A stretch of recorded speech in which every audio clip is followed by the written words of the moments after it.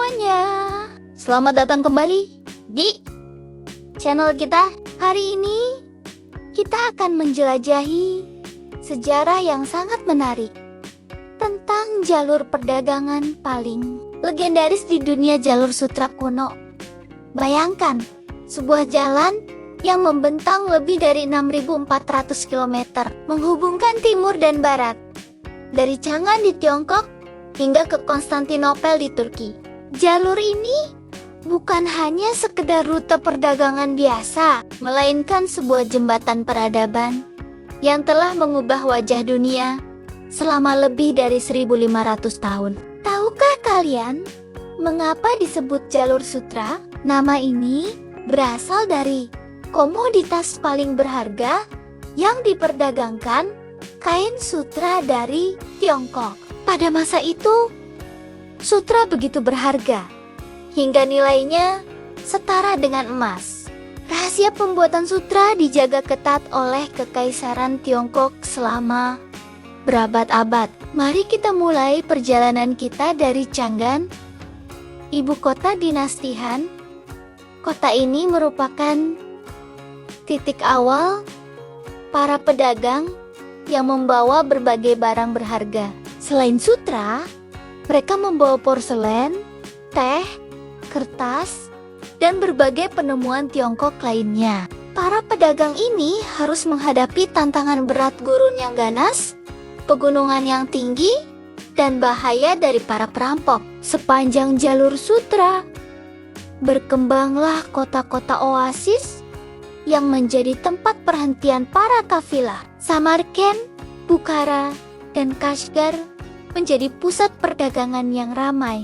Di sini, pedagang dari berbagai penjuru dunia bertemu, bertukar barang, dan yang lebih penting lagi, bertukar pengetahuan dan budaya. Tidak hanya barang dagangan yang berpindah melalui jalur ini, agama Buddha menyebar dari India ke Tiongkok. Teknik pembuatan kertas menyebar ke barat, dan matematika dari Arab sampai ke Eropa. Jalur sutra menjadi saluran pertukaran ide, teknologi, dan kepercayaan yang mengubah cara hidup masyarakat di kedua ujungnya. Pernahkah kalian mendengar tentang Marco Polo? Penjelajah terkenal dari Venesia ini menghabiskan 24 tahun menjelajahi jalur sutra.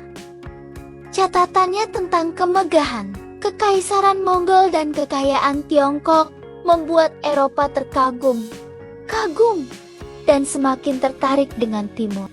Namun, jalur sutra tidak hanya membawa kemakmuran. Wabah maut atau Black Death yang menewaskan sepertiga penduduk Eropa pada abad ke-14 juga menyebar melalui jalur ini. Ini menunjukkan bagaimana jalur perdagangan dapat membawa dampak yang tak terduga.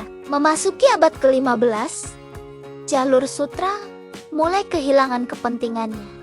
Penemuan rute pelayaran baru dan berkembangnya teknologi navigasi membuat perdagangan laut lebih efisien.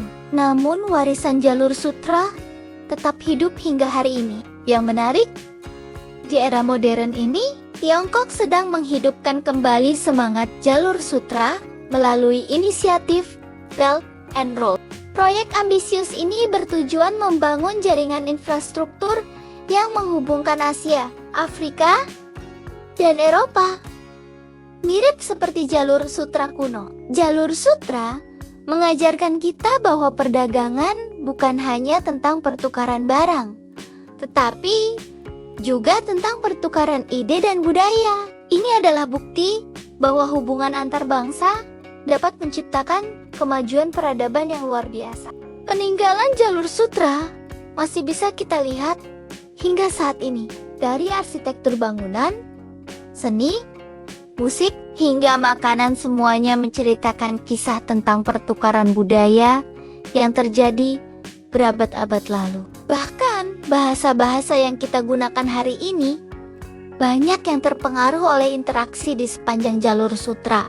Nah, teman-teman, itulah sekilas tentang jalur sutra kuno. Sebuah jejak sejarah yang membuktikan bahwa globalisasi sebenarnya sudah ada sejak ribuan tahun yang lalu. Semoga video ini menambah wawasan dan membuat kita lebih menghargai warisan sejarah dunia. Jangan lupa untuk like, komen, dan subscribe channel ini ya. Bagikan juga pendapat kalian tentang jalur sutra di kolom komentar. Sampai jumpa di video berikutnya dengan pembahasan sejarah menarik lainnya. Terima kasih sudah menonton. See you next time.